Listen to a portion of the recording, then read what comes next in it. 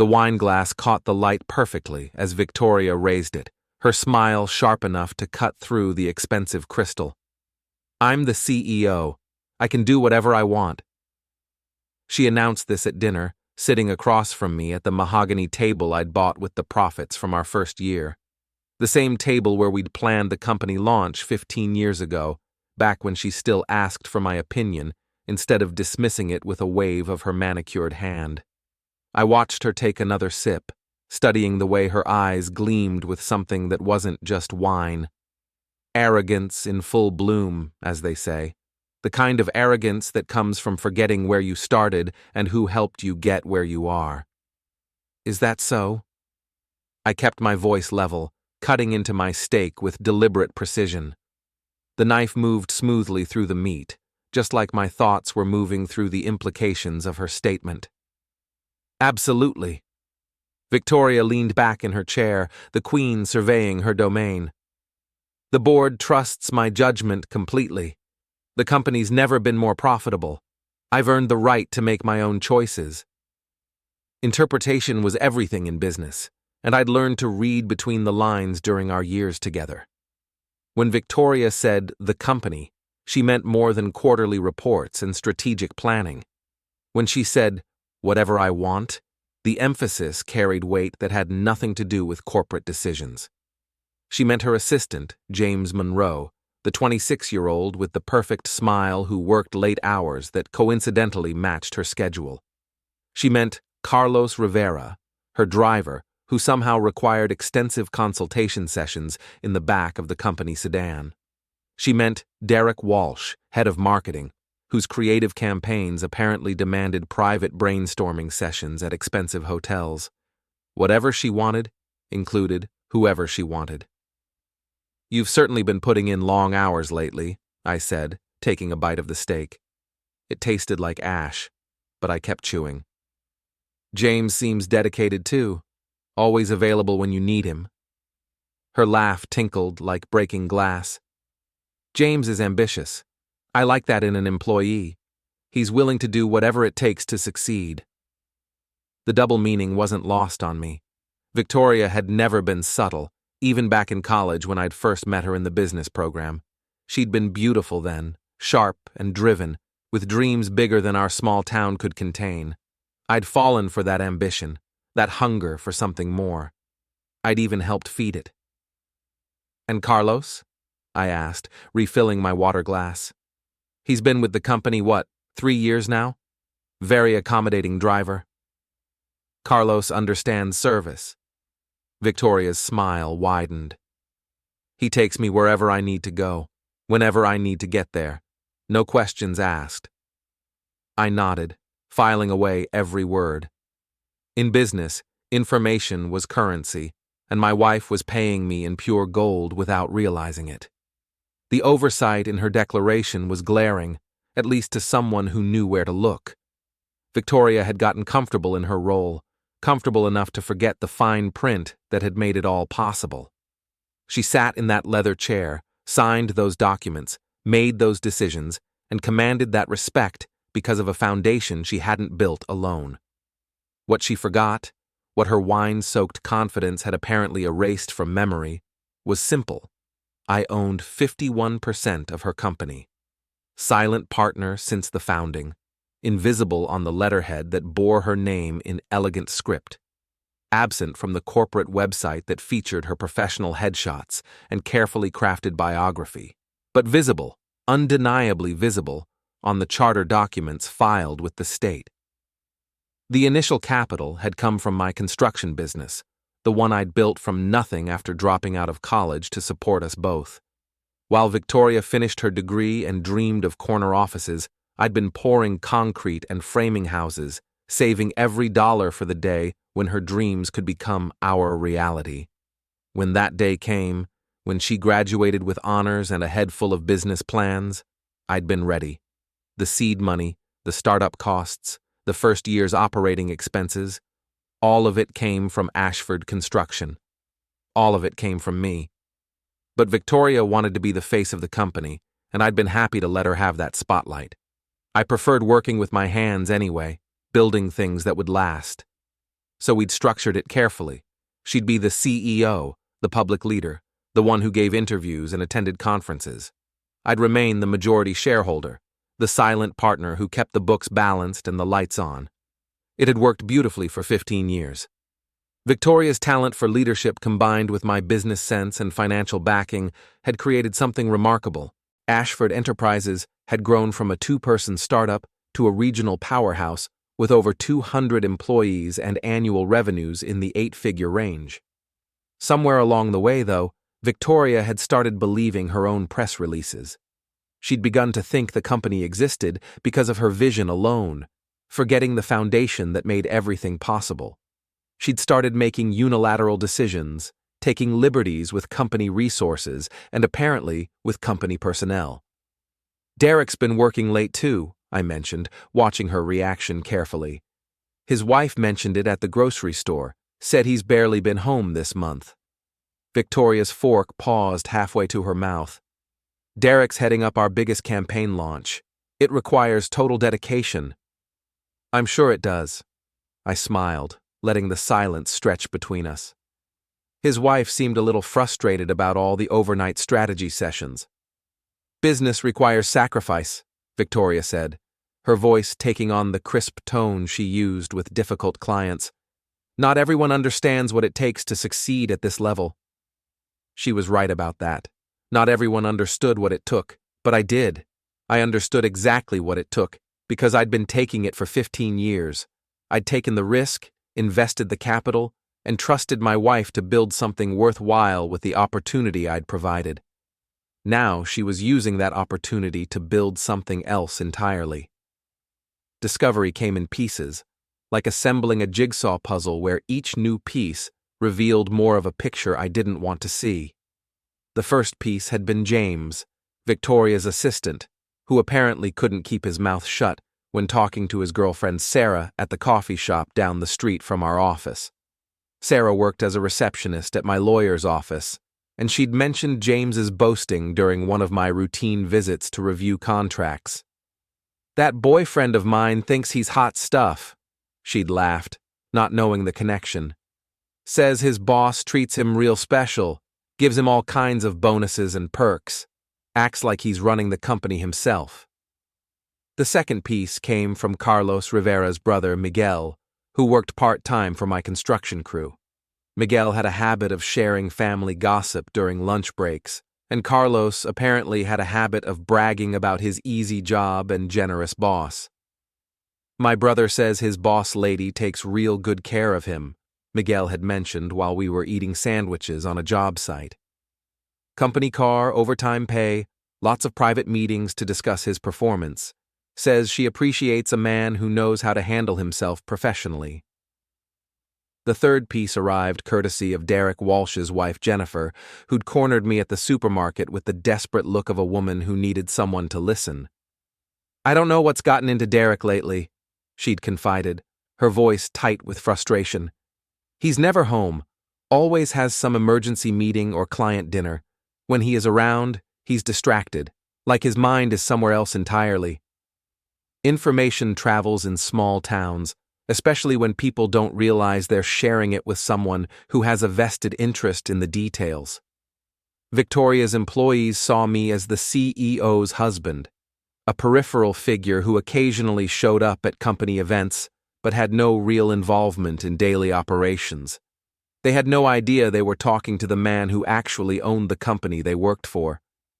I'd started paying closer attention after that, listening more carefully to the casual conversations and offhand comments that painted a picture of my wife's extracurricular activities. The late meetings that always seemed to involve the same 3 employees. The expense reports that showed an unusual number of gifts and dinners charged to the company account. The pattern of overnight trips that coincidentally aligned with James's vacation days, Carlos's flexible schedule, and Derek's mysterious client emergencies. Compilation became my evening hobby.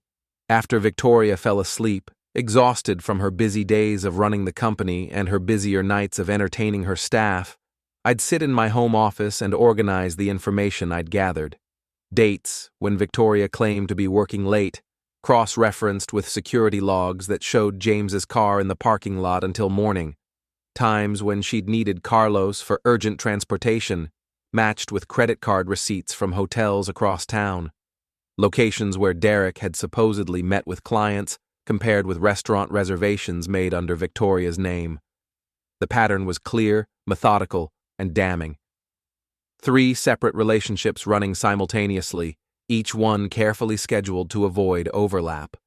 Victoria wasn't just exercising her power as CEO, she was systematically abusing it, using company resources to fund her personal entertainment and company personnel to satisfy her appetites.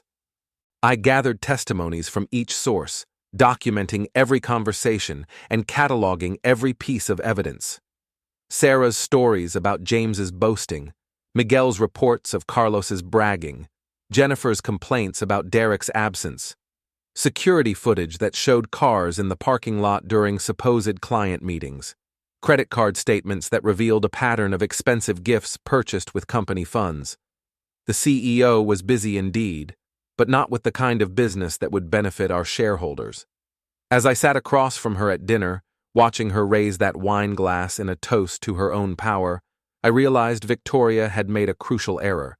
She'd confused being in charge with being in control.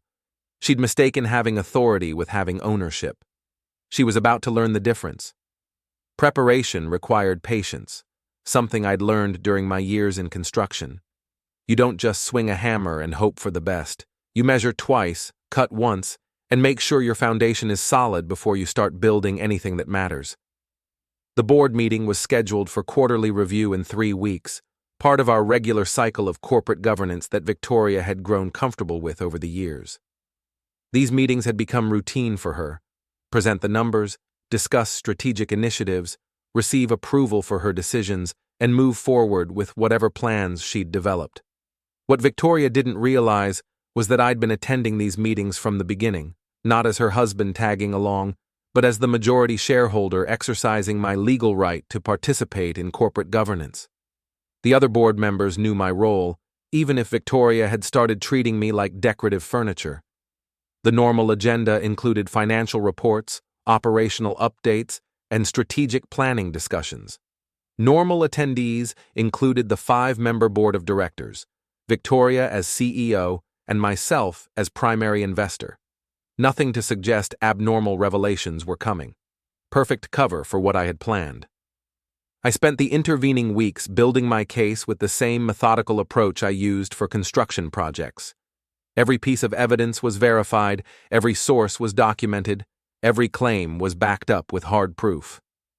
If Victoria wanted to play corporate games, I'd show her how the game was really played.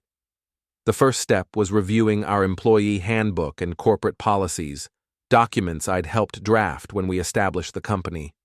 Section 4.2 clearly prohibited romantic relationships between supervisors and subordinates. Section 6.7 outlined strict guidelines for the use of company resources for personal purposes.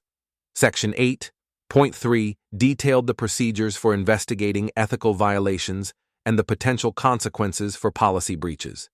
Victoria had violated all 3 sections, repeatedly and systematically. The second step was gathering additional documentation. I requested security logs from our building management company, citing my authority as a board member conducting a routine review of facility usage. The logs showed a clear pattern of after-hours access by Victoria, James, Carlos, and Derek, often in combinations that suggested coordination rather than coincidence.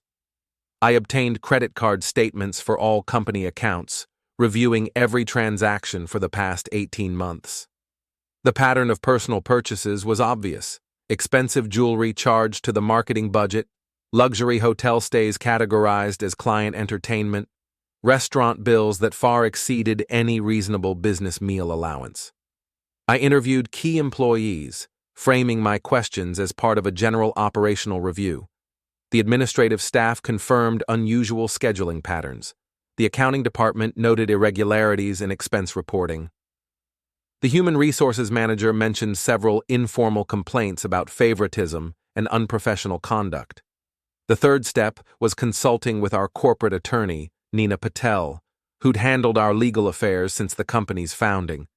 Nina was sharp, ruthless when necessary, and absolutely loyal to whoever was paying her fees, which happened to be me, since I controlled the corporate purse strings. "You have a strong case for removal based on breach of fiduciary duty," Nina confirmed after reviewing my documentation. "The personal use of company resources alone would be sufficient grounds. The relationship violations add another layer of liability. The board would be within their rights to terminate her immediately." "What about the employment contracts for James, Carlos, and Derek?" I asked. "Policy violations void the standard protections," Nina explained. "James and Derek can be terminated for cause without severance. Carlos is technically a contractor, so his agreement can be cancelled immediately." "And Victoria?" Nina smiled, the expression of a lawyer who enjoyed her work. "Her employment contract includes a morality clause. She wrote it herself, remember? Insisted on it to protect the company's reputation. It works both ways." The irony was perfect. Victoria had drafted her own downfall, demanding strict ethical standards that she'd assumed would never apply to her. The weekend before the board meeting, I made my final preparations. I compiled all the evidence into a comprehensive presentation, complete with financial analysis, policy citations, and recommended actions. I prepared copies for each board member, ensuring they'd have time to review the materials before making their decision. I also made some personal preparations. I moved our joint savings into an account under my name only, perfectly legal since I'd contributed the majority of the funds. I canceled Victoria's access to the company credit cards, citing routine security updates. I changed the locks on my construction office and installed a new safe for important documents. Victoria noticed some of these changes, but her arrogance prevented her from seeing the bigger picture. When she questioned the credit card issue, I explained it as a fraud prevention measure recommended by our bank. When she asked about the savings account, I told her I was exploring new investment opportunities that required liquid capital. She accepted these explanations because they fit her worldview. I was the behind-the-scenes money manager, handling the boring details while she focused on the important work of running the company. She had no idea I was systematically removing her access to the resources she'd been misusing. The night before the board meeting, Victoria came home late, as usual. She'd been with Derek, according to the security logs, another strategy session that had lasted until nearly midnight. She was tired, satisfied, and completely unprepared for what was coming. "Big day tomorrow," she said, pouring herself a glass of wine from the bottle I'd opened earlier. "The quarterly numbers look fantastic. The board should be very pleased." "I'm sure they will be," I agreed, watching her settle into her chair with the comfortable confidence of someone who'd never faced real opposition. "Should be an interesting meeting." "Routine, really. Present the reports, discuss next quarter's objectives, approve the budget increases I've requested." Victoria sipped her wine, already mentally moving past the meeting to whatever entertainment she'd planned for afterward. "I'm thinking of promoting James. He's been incredibly dedicated lately." "Has he?" I kept my voice neutral, filing away another piece of evidence for tomorrow's presentation. "What kind of promotion?" "Assistant vice president, maybe, or director of special projects, something that recognizes his unique contributions to the company." I nodded, making a mental note to include this conversation in my documentation. Victoria was planning to reward James for services that had nothing to do with his professional qualifications, using company resources to fund what amounted to a personal relationship. "The board will need to approve any new executive positions," I reminded her. Victoria waved dismissively. "They always approve my recommendations. They trust my judgment." "Of course they do." I smiled, thinking about the presentation materials I'd already distributed to each board member. "You've built a lot of trust over the years." She had built trust, and now she was about to learn what happened when that trust was betrayed. The morning of the meeting, Victoria dressed carefully in her favorite power suit, the navy blue ensemble that she claimed made her look appropriately authoritative. She spent extra time on her makeup and hair, preparing for what she expected to be another routine demonstration of her leadership. I dressed more casually, as I always did for these meetings. Victoria preferred me to blend into the background, the supportive husband who didn't interfere with her professional responsibilities. Today, that perception would work to my advantage. We rode to the office together, Victoria chatting about her plans for the rest of the week, while I listened and made appropriate responses. She mentioned lunch with James, a client meeting with Derek, and a late dinner that would require Carlos to drive her across town. Another day, another round of mixing business with pleasure. The boardroom was exactly as I'd left it the night before, when I'd come in early to set up the presentation equipment and arrange the materials. 5 chairs for the board members, 1 chair for Victoria at the head of the table, and 1 chair for me in the corner where I usually sat quietly and took notes. Today would be different. Attendance was perfect.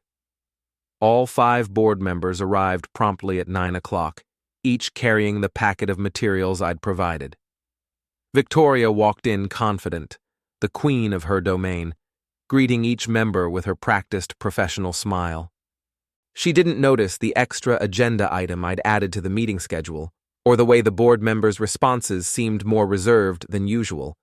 She was focused on her own presentation, the quarterly report that would demonstrate her continued success as CEO. "Good morning, everyone," Victoria began, taking her place at the head of the table. "I'm excited to share some excellent news about our performance this quarter." She launched into her prepared remarks, presenting the financial data with the polish and confidence that had made her such an effective leader.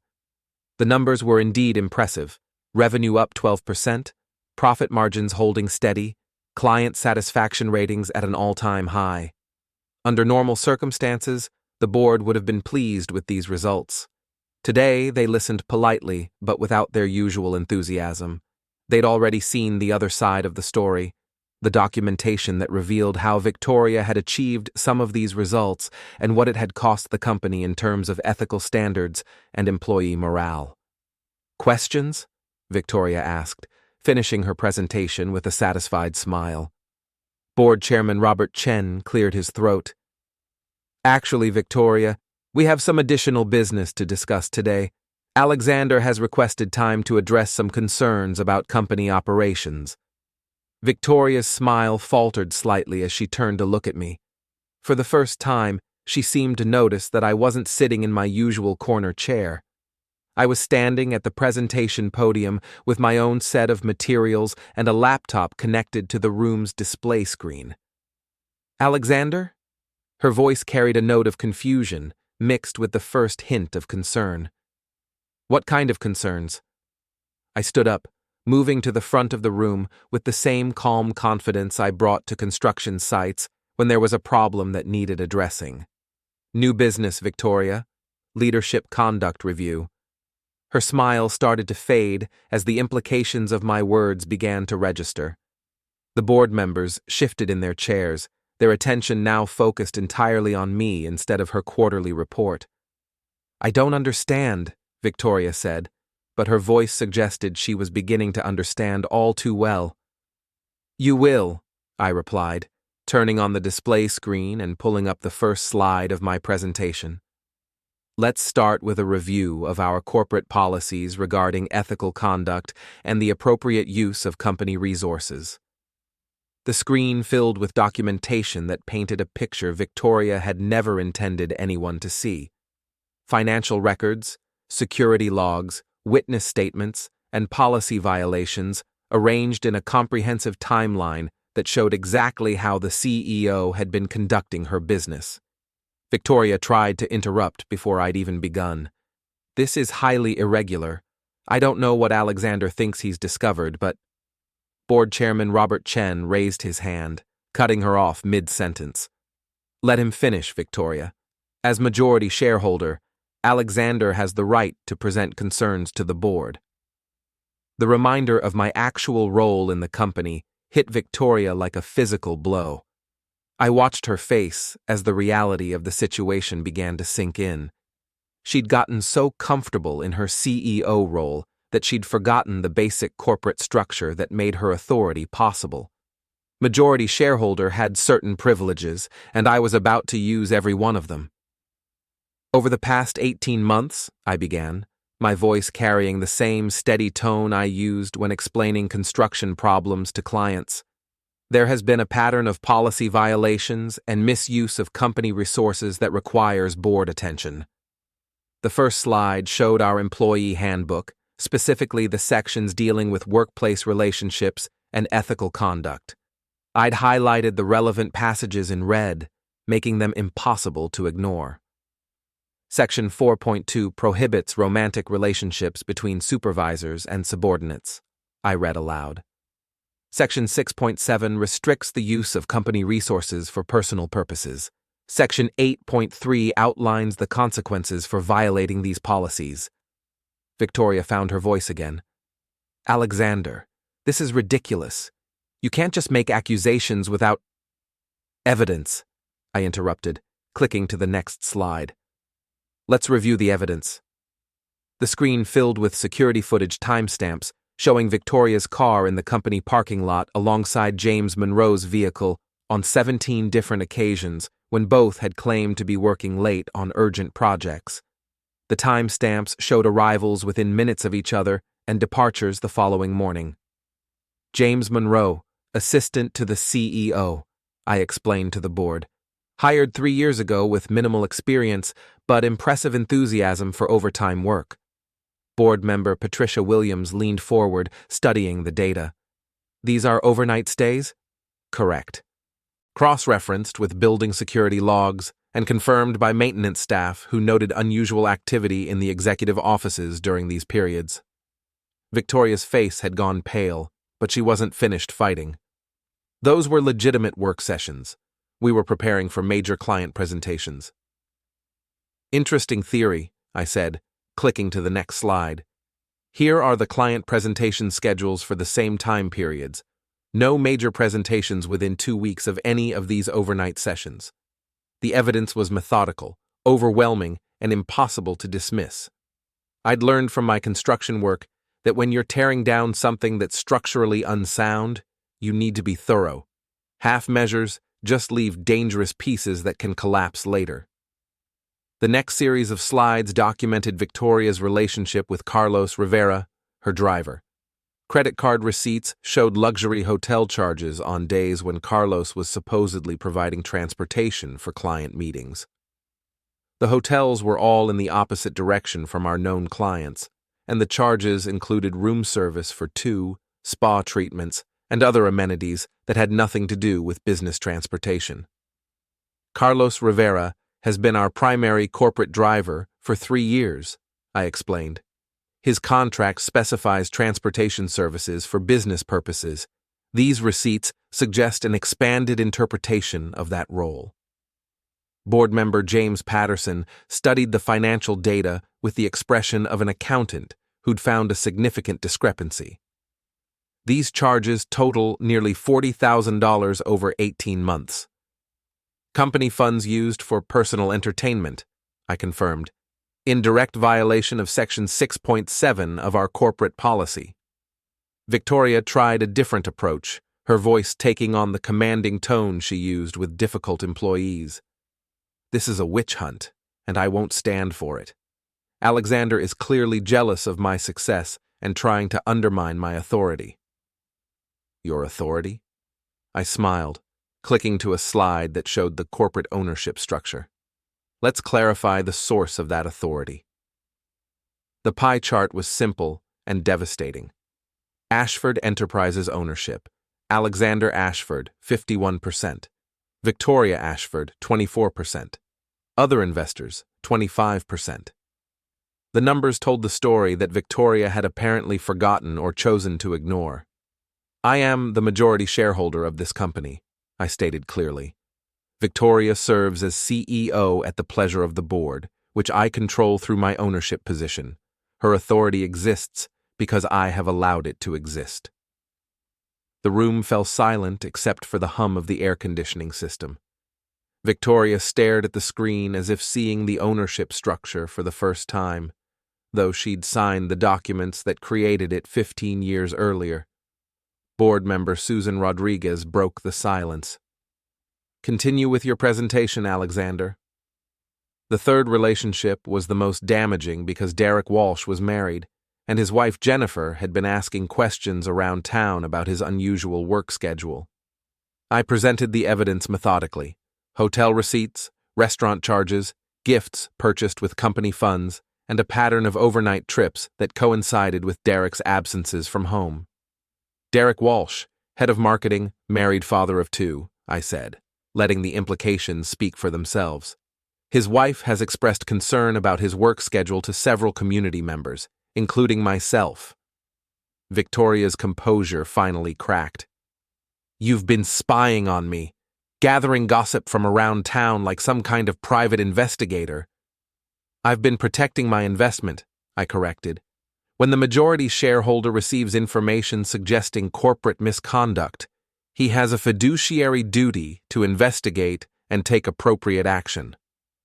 The presentation continued with financial analysis, showing the total cost of Victoria's activities to the company. Beyond the direct expenses charged to corporate accounts, there were the indirect costs: decreased productivity from the affected employees, potential legal liability from the policy violations, and damage to company reputation if the information became public. The total financial impact exceeds $120,000, I concluded. That doesn't include the potential costs of harassment lawsuits, wrongful termination claims, or other legal exposure created by these relationships. Board Chairman Chen looked around the table at his fellow members. Questions for Alexander before we move to discussion? Patricia Williams raised her hand. Have you discussed these concerns with Victoria privately before bringing them to the board? I considered that approach, I replied. However, given the scope of the violations and the ongoing nature of the conduct, I determined that board oversight was necessary to ensure proper corporate governance. It was a diplomatic way of saying that I'd known Victoria would try to cover up the evidence and continue her behavior if confronted privately. The board appreciated the directness. James Patterson had another question. What actions are you recommending? I'm presenting the evidence and requesting that the board take appropriate action to protect the company's interests and ensure compliance with our stated policies. I wasn't going to tell them what to do. I was going to let them reach the obvious conclusion on their own. It was more powerful that way, and it protected me from any claims that I'd orchestrated Victoria's downfall out of personal spite. Victoria finally realized the gravity of her situation. I want to respond to these allegations. This is all circumstantial evidence and speculation. You can't destroy someone's career based on gossip and coincidences. You're absolutely right, I agreed. Testimony from the individuals involved would be much more reliable. I clicked to the final slide, which showed a simple message: additional witnesses available upon request. Victoria's face went white as she realized what that meant. James, Carlos, and Derek were all still employees of the company. As majority shareholder, I had the authority to require their cooperation with any internal investigation. They could choose to lie, but that would cost them their jobs and potentially expose them to legal liability. More likely, they would tell the truth to protect themselves, confirming every detail of their relationships with Victoria and providing the direct evidence that would make the case undeniable. I think we've heard enough for now, Chairman Chen announced. Victoria, you're excused while the board discusses this matter. Excused? Victoria's voice cracked with disbelief. This is my company. No, I said quietly. It's my company. You work for my company. There's a difference. The truth of that statement hung in the air like smoke from a fire that had been burning undetected for months. Victoria had built her identity around being the CEO, the leader, the person in charge. She'd forgotten that her position existed at the sufferance of the people who actually owned the business. Security was waiting outside the boardroom door. I'd arranged for their presence as a precautionary measure, knowing that Victoria might not react well to being excluded from the discussion of her own future. They escorted her to her office, where she could wait while the board deliberated. The discussion didn't take long. The evidence was clear, the policy violations were undeniable, and the financial impact was significant. More importantly, the board members understood that allowing this behavior to continue would expose them to personal liability as directors of the company. The vote was unanimous. Victoria Ashford was removed as CEO, effective immediately, for violations of corporate policy and breach of fiduciary duty. When security brought her back to the boardroom to hear the decision, Victoria's face showed she already knew what was coming. The fight had gone out of her, replaced by the hollow expression of someone who'd just realized how completely they'd miscalculated. "The board has voted to terminate your employment as CEO," Chairman Chen announced formally. "Security will escort you from the building. Your personal belongings will be packed and delivered to your home address." Victoria looked around the table at each board member, then finally at me. "This isn't over, Alexander." "Yes," I replied, "it is." Security escorted her out of the building she'd thought she owned, past the employees who'd watched her exercise her authority for 15 years, through the lobby where her portrait hung next to the company mission statement she'd written, the building I actually owned, the employees who actually worked for me, the lobby that existed because of my investment and my vision. Majority shares have meaning, and Victoria had just learned exactly what that meaning was. With Victoria gone, the second phase of house cleaning could begin. James Monroe was the first to face the consequences of his dedicated service to the former CEO. I found him in his office, frantically packing personal items into a cardboard box while trying to field phone calls from Victoria. His hands were shaking as he stuffed family photos and desk accessories into the container, the picture of a man who knew his world was collapsing but hadn't yet accepted the reality. "James," I said, stepping into his office and closing the door behind me. "We need to talk." He looked up with the expression of a rabbit caught in headlights. "Mr. Ashford, I can explain everything. Victoria and I were just working closely on several important projects, and if there were any misunderstandings about the nature of our professional relationship—" "Stop." I held up my hand, cutting off his prepared speech. "I'm not here for explanations. I'm here to discuss your termination." The word hit him like a physical blow. James sank into his chair, the cardboard box forgotten on his desk. "Termination? But I haven't done anything wrong. I've been a model employee for 3 years. You've been violating company policy for 18 months, I corrected. Relationships between supervisors and subordinates are strictly prohibited. Using company facilities for personal activities is grounds for immediate dismissal. Shall I continue?" James tried to recover his composure, straightening his tie and attempting to project the confidence that had served him well during his rise through the company ranks. "You can't prove anything. Whatever you think you know, it's just speculation and gossip." I opened the folder I'd brought with me and placed a photograph on his desk. Security camera footage from the parking garage showing James and Victoria entering the building together at 11:30 p.m. on a Tuesday night when no legitimate business was scheduled. "This was taken 6 weeks ago," I said, placing a second photo beside the first. "This one was taken 4 weeks ago. Same pattern, same behavior." James stared at the photos, his face growing pale as the implications became clear. "The security cameras don't show what happened inside the building." "No, they don't," I agreed, placing a third document on his desk. "But the building access logs show which offices were entered, when the lights were turned on, and how long they stayed on. Your key card was used to access Victoria's office at 11:45 p.m. The lights stayed on until 6:30 a.m. The evidence was overwhelming, but James wasn't ready to surrender. "That doesn't prove anything inappropriate happened. We could have been working on legitimate business projects." "You could have been," I said, placing a final document on his desk. "Except there were no business projects scheduled for those dates. I've reviewed the client files, project timelines, and meeting schedules. There was no legitimate business reason for you to be in Victoria's office overnight. James picked up the papers, scanning them with growing desperation.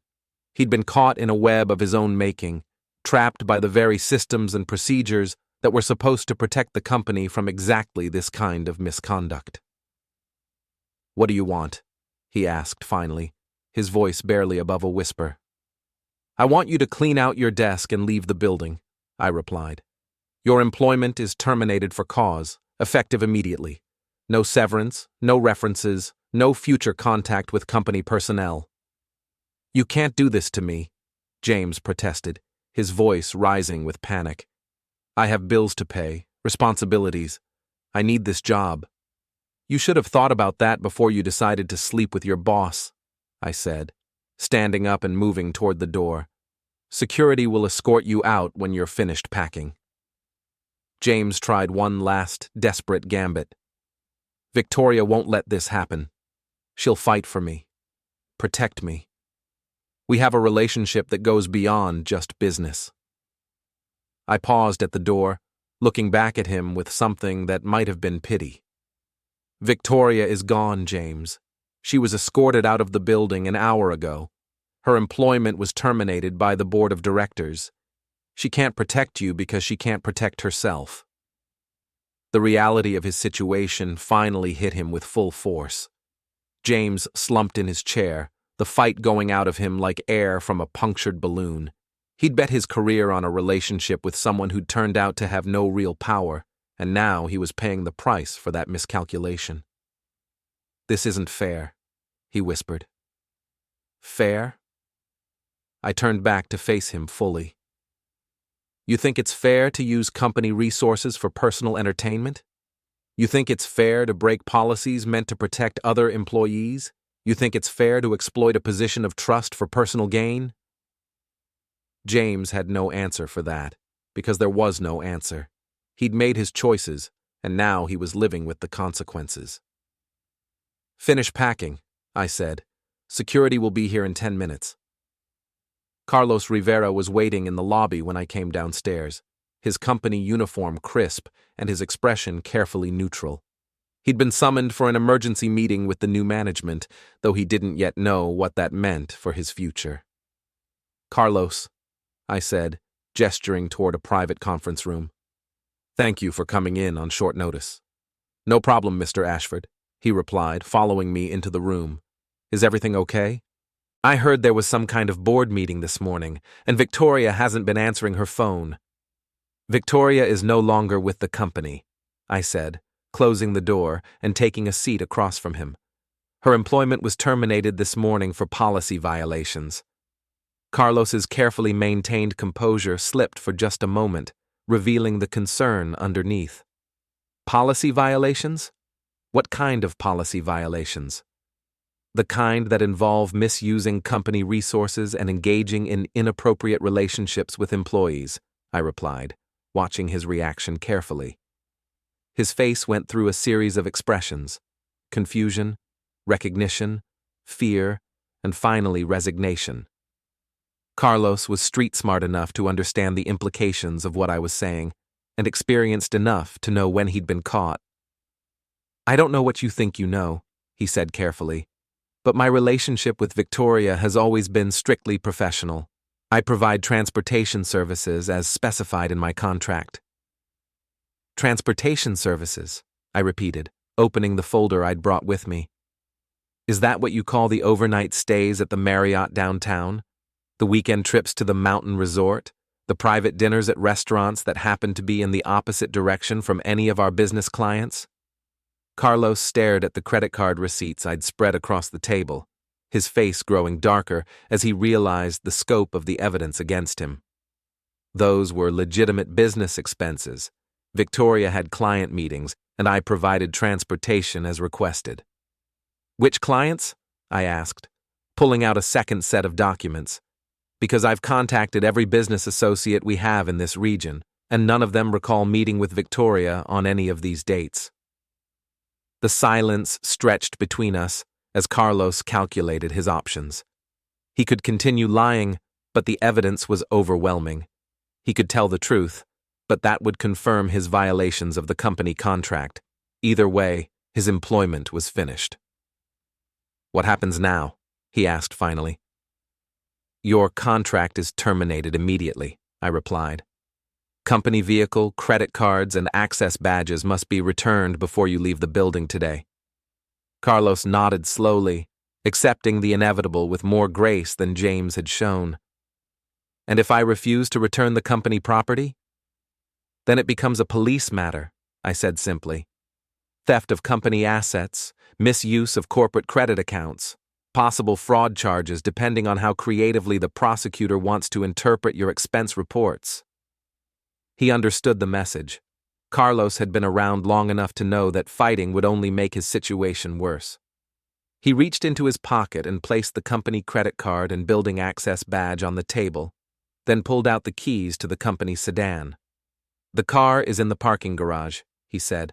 "Level 2, space 14. "Thank you," I replied, collecting the items. "Your final paycheck will be mailed to your home address, minus any outstanding charges on the company credit card." Carlos stood up, straightening his uniform one last time. "For what it's worth, Mr. Ashford, Victoria was always good to me. She treated me with respect, gave me opportunities I wouldn't have had elsewhere." "I'm sure she did," I said. "Unfortunately, she forgot that those opportunities came with responsibilities and limitations." He nodded and walked toward the door, then paused and looked back. "She really cared about this company, you know. Whatever else happened, she wanted it to succeed." "I know," I replied. "That's what makes this so disappointing." Derek Walsh was the most difficult conversation because he had the most to lose. A wife, 2 children, a mortgage, and a reputation in the community that extended beyond his role at the company. When I called him into my office that afternoon, he already knew what was coming. "I assume you've heard about the changes in company leadership," I began, gesturing for him to take a seat across from my desk. "I heard Victoria was let go," Derek replied, his voice carefully controlled. "I also heard that James and Carlos are no longer with the company." "That's correct. All 3 were terminated for violations of company policy regarding workplace relationships and misuse of corporate resources." Derek sat quietly for a moment, processing the implications. He was smart enough to understand that if I was meeting with him individually, his own employment was in jeopardy. "I suppose you have evidence of my involvement in whatever you think was happening," he said finally. "I have extensive documentation of policy violations involving you, Victoria, and company resources," I confirmed. "Hotel receipts, restaurant charges, gifts purchased with corporate funds, and a pattern of overnight business trips that don't correspond to any legitimate client activities." Derek closed his eyes, the weight of his situation settling on his shoulders. "What do you want from me, Alexander?" "I want your resignation," I said. "Effective immediately, for personal reasons that allow you to maintain some dignity while seeking new employment." It was more generous than he deserved, but Derek had a family to consider. Unlike James and Carlos, who were single and could recover from the scandal relatively easily, Derek's mistakes would affect innocent people who hadn't chosen to participate in his poor judgment. "And if I refuse to resign," he asked, "then you'll be terminated for cause, with full documentation of the policy violations provided to your new employers when they call for references," I replied. "Your wife will also receive copies of all relevant evidence since some of the charges on company credit cards occurred on dates when you told her you were traveling for business." Derek's face went white as he realized the full scope of what I was threatening. It wasn't just his job at stake. It was his marriage, his relationship with his children, his standing in the community where he'd lived for over a decade. "You're blackmailing me," he whispered. "I'm offering you a choice," I corrected. "Take responsibility for your actions and leave with some dignity intact, or force me to document your misconduct in a way that will follow you for the rest of your career." Derek sat in silence for several minutes, weighing his options, and coming to terms with the consequences of his choices. Finally, he reached for a pen and paper from my desk. "I'll need 2 weeks to transition my projects," he said, beginning to write his resignation letter. "You have until the end of the week," I replied. "Your replacement will handle any remaining transitions." Derek finished writing and handed me the letter, his hand trembling slightly. I never meant for it to go this far. It started as just friendship, I guess. Someone who understood the pressures of the job. "I'm sure it did," I said, filing the letter in my desk drawer. "Unfortunately, good intentions don't excuse poor judgment or policy violations." He stood up, straightening his tie in a gesture that reminded me of James's earlier attempt to maintain his dignity. "For what it's worth, Alexander, you're doing the right thing. The company will be better off without this kind of distraction." "I know," I replied. "That's why I'm doing it." With Derek's resignation, the house cleaning was complete. 3 relationships, 3 policy violations, 3 terminations. The company would survive, the employees would adapt, and the business would continue operating without the ethical complications that had been poisoning the workplace culture. But Victoria's humiliation was just beginning. Losing her job was only the first consequence of her declaration that she could do whatever she wanted. She was about to learn that actions have reactions, and that the people she'd underestimated might have more power than she'd realized. The real reckoning was still to come. Victoria called that evening, her voice shaking with a mixture of rage and desperation that I'd never heard before. She'd spent the afternoon trying to salvage something from the wreckage of her career, making phone calls to board members who wouldn't take her calls and sending emails that bounced back from deactivated accounts. "You destroyed everything," she screamed into the phone. 15 years of work gone because you couldn't handle the fact that I was successful." I listened to her rant while sitting in my home office, surrounded by the construction blueprints and business plans that represented my actual work. The work that had made her success possible in the first place. "I didn't destroy anything, Victoria," I said, when she finally paused for breath. "You did that all by yourself when you decided that being CEO meant you could do whatever you wanted with whoever you wanted." "Those relationships were consensual," she protested. "Adult employees making adult choices about their personal lives." "Adult employees who reported to you," I corrected. "Using company resources for personal entertainment, violating policies that you helped write, creating legal liability that could have destroyed the business." Victoria's voice took on the pleading tone she'd used years ago when she'd needed my help to start the company. "Alexander, please, we can work this out. I made some mistakes, but I can fix them. Give me another chance." "Another chance?" I laughed, the sound harsh even to my own ears.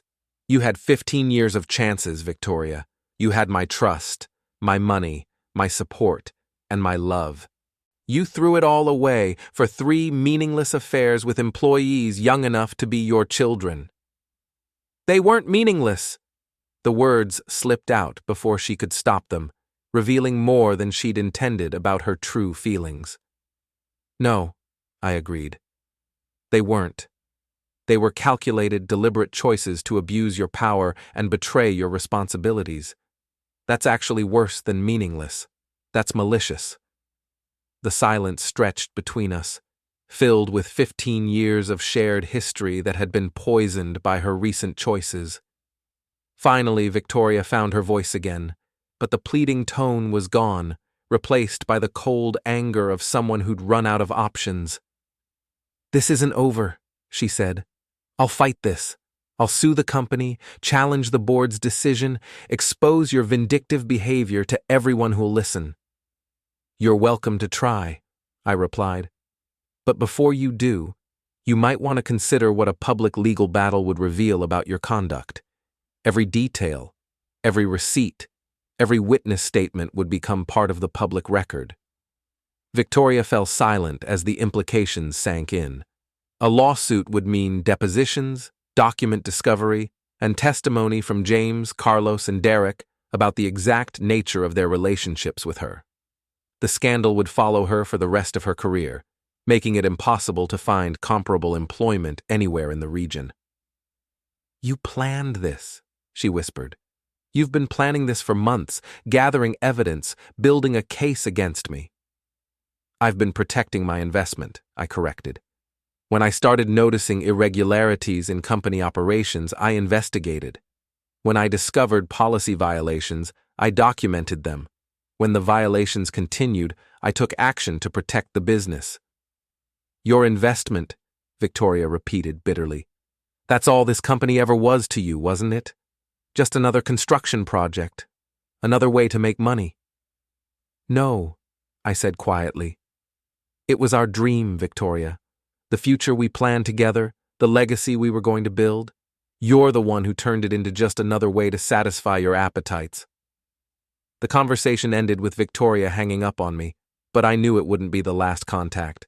She was too proud to accept defeat gracefully, too accustomed to getting her way to simply disappear quietly. There would be more phone calls, more threats, more desperate attempts to salvage something from the situation. But the outcome was already determined. Victoria had made her choices, and now she would live with the consequences. The next morning brought news that Victoria had spent the night making more phone calls, this time to James, Carlos, and Derek.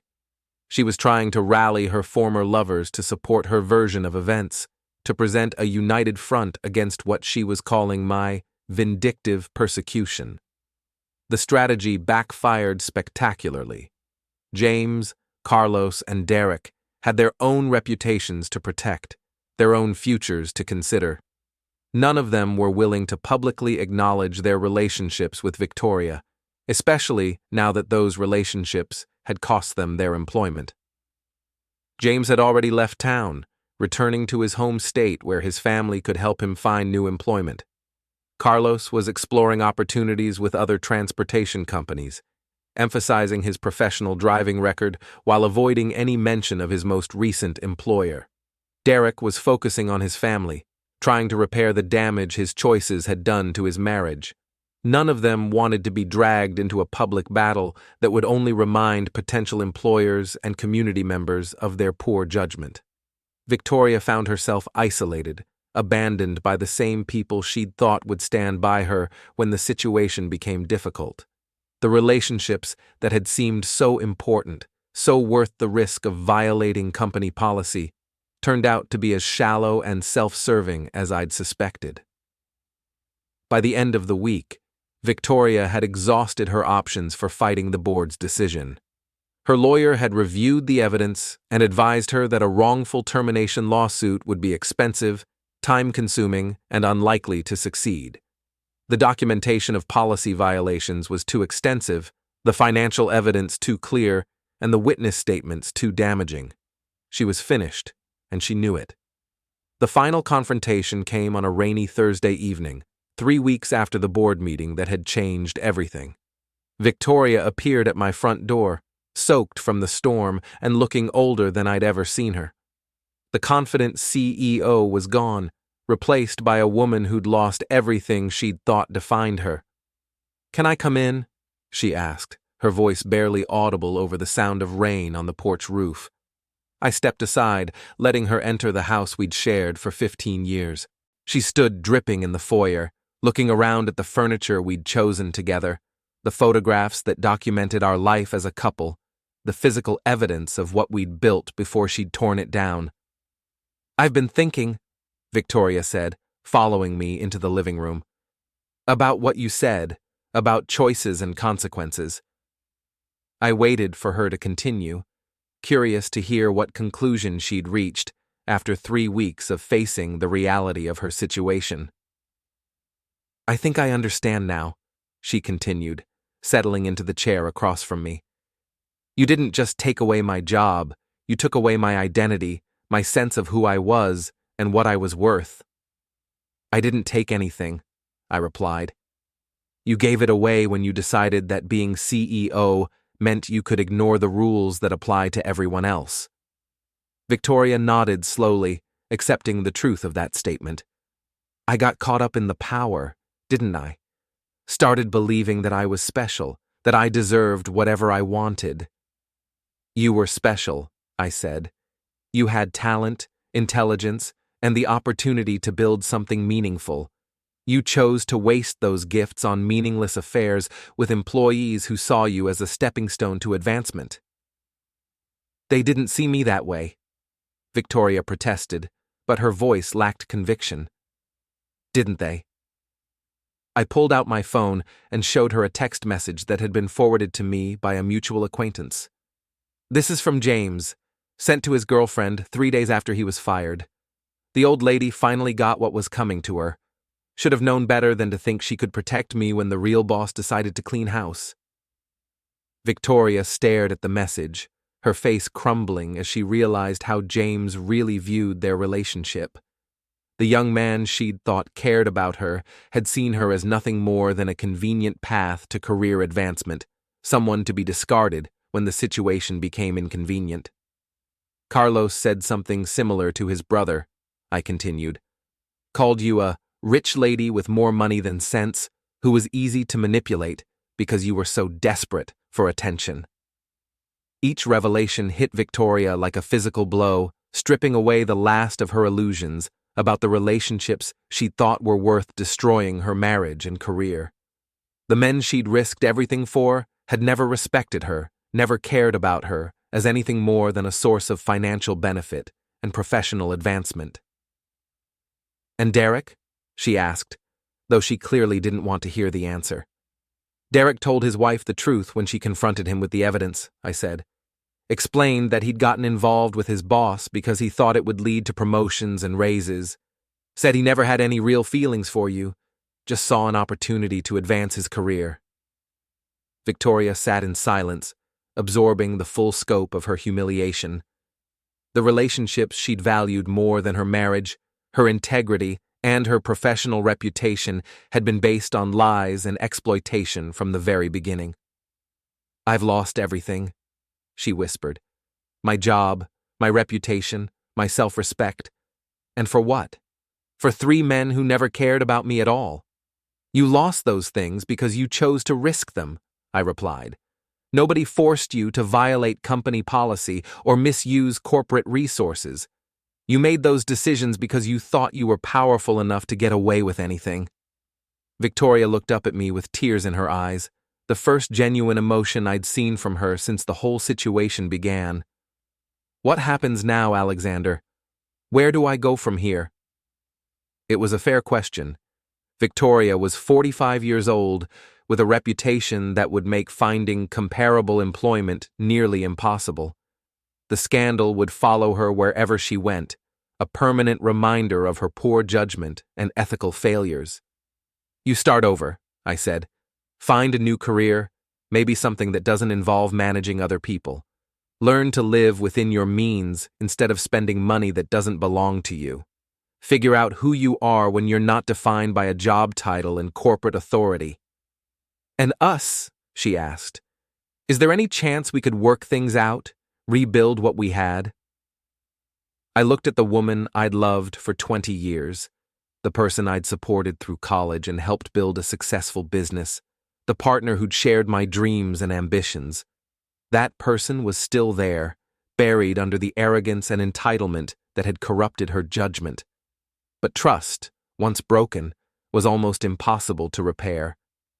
Victoria hadn't just betrayed our marriage, she'd betrayed the business we'd built together, the employees who'd depended on her leadership, and the principles we'd claimed to share. No, I said finally. There's no going back from this, Victoria.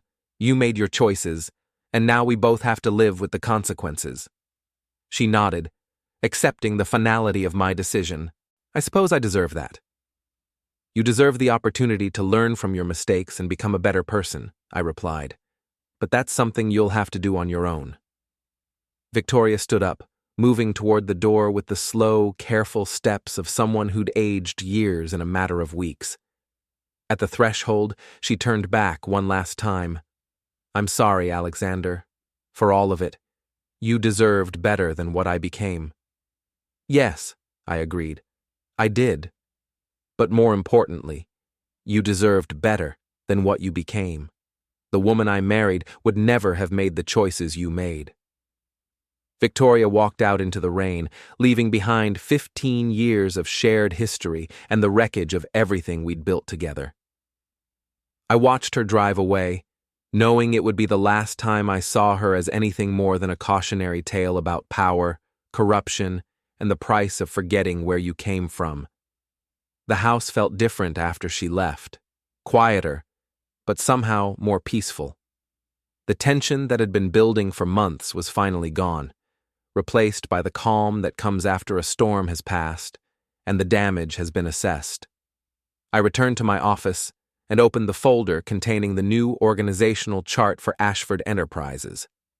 With Victoria, James, Carlos, and Derek gone, there were positions to fill and responsibilities to redistribute. The company would survive, probably thrive, under new leadership that understood the difference between authority and ownership. My phone rang, interrupting my planning.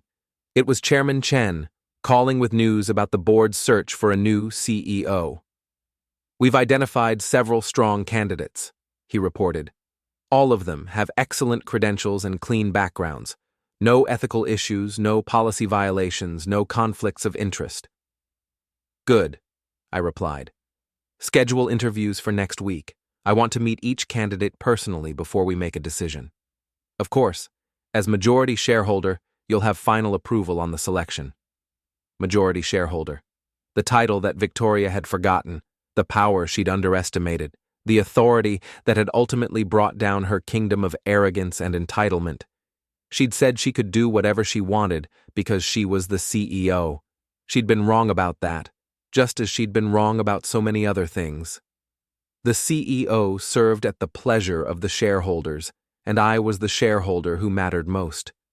Victoria had forgotten who built her kingdom, but I'd helped her remember. The lesson had been expensive for both of us, but some lessons are worth the cost. Outside, the rain continued to fall, washing away the remnants of the day and preparing the ground for whatever would grow in its place.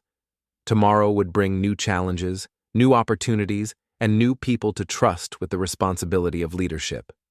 But tonight, for the first time in months, I could sleep peacefully, knowing that the company I'd built was finally in the hands of someone who understood its true value, someone who remembered that with great power comes great responsibility, and that forgetting that lesson always leads to the same inevitable conclusion. The majority rules, and the majority had spoken.